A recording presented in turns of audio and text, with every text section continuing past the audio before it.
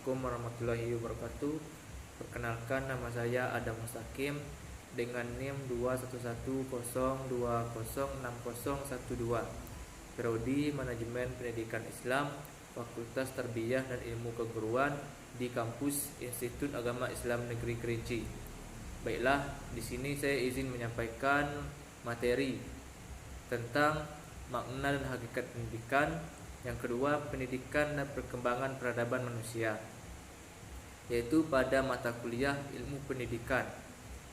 Baiklah, langsung saja ke makna dan hakikat pendidikan. Makna dan hakikat pendidikan yaitu merupakan tinjauan yang menyeluruh dari segi aspek pendidikan, yaitu berupa komponen-komponen dan juga konsep-konsep cara pendidikan. Yaitu ditinjau dari konsep pendidikan. Pendidikan bisa menggunakan 3 cara, yaitu lisan, tulisan, dan juga perbuatan. Kalau contohnya lisan, yaitu bisa berinteraksi antara satu dengan yang lain. Tulisan misalkan bisa kita membaca buku atau menulis pengetahuan-pengetahuan tersebut.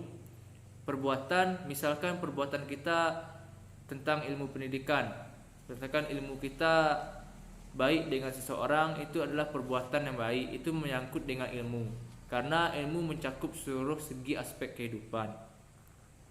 Baik, itu saja mungkin fungsi dan komponen-komponen pendidikan, yaitu ada tujuan pendidikan, peserta didik, pendidik, interaksi antara pendidik dan juga pengajar, dan juga isi pendidikan tersebut, dan juga lingkungan pendidikan. Itu mungkin komponen-komponen, mengidentifikasi komponen-komponen dalam pendidikan.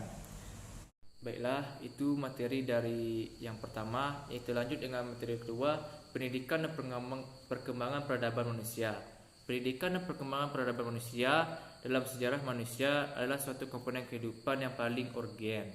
Aktivitas ini akan terus berjalan semenjak manusia pertama hingga manusia terakhir. Pendidikan itu sudah ada dari zaman dahulu sampai zaman terakhir nantinya.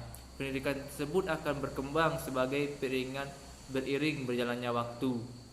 Mungkin pendidikan zaman dahulu berbeda dengan pendidikan zaman sekarang. Mungkin teknik-teknik dari zaman dahulu berbeda dengan teknik zaman sekarang.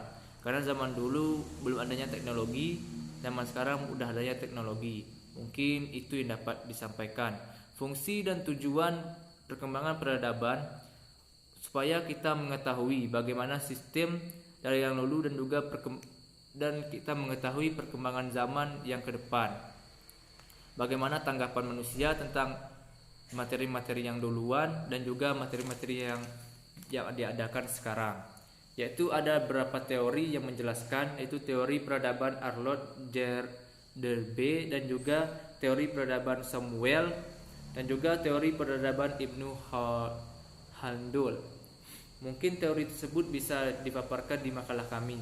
Mungkin teori peradaban tersebut memiliki 4 sumber yang beragam, pengetahuan yang bermacam-macam, penghitungan yang tepat dan ketekunan, pemeriksaan sumber-sumber yang dipakai yang teliti.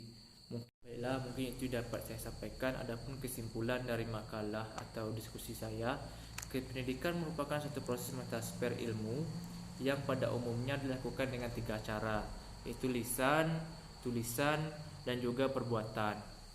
Pada dasarnya pendidikan erat hubungannya dengan objek tertentu pada ilmu. Pada dasarnya pendidikan berkaitan dengan perkembangan zaman, karena perkembangan zaman menentukan pendidikan atau era pendidikan baru atau cara pandang yang baru. Mungkin itu dapat saya sampaikan. Saya tutup dengan wallahu waffiq ila aqwamit thoriq. Assalamualaikum warahmatullahi wabarakatuh. Terima kasih.